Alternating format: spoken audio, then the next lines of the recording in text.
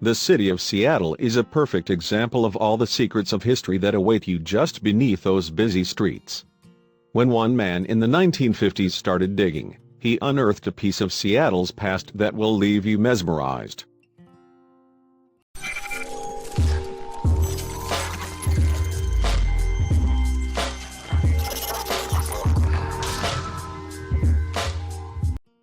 There is an entire abandoned city living just beneath the surface of Seattle's Pioneer Square.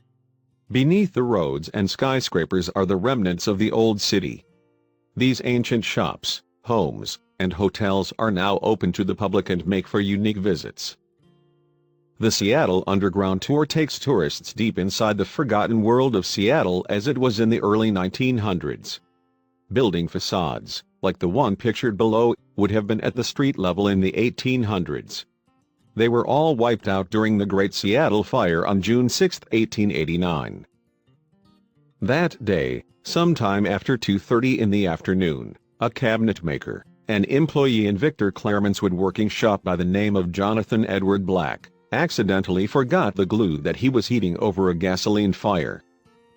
The glue that he had forgotten boiled and caught fire, hitting the floor, which was covered in wood chips and turpentine. He tried to put the fire out with water, but that only made the fire worse because of the turpentine on the ground.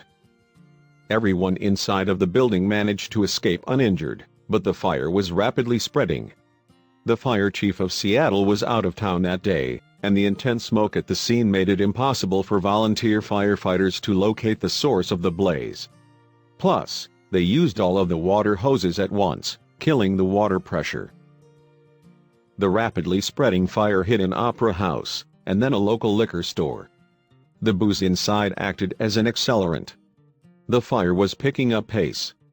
Before anyone could blink, the entire block was going up in flames.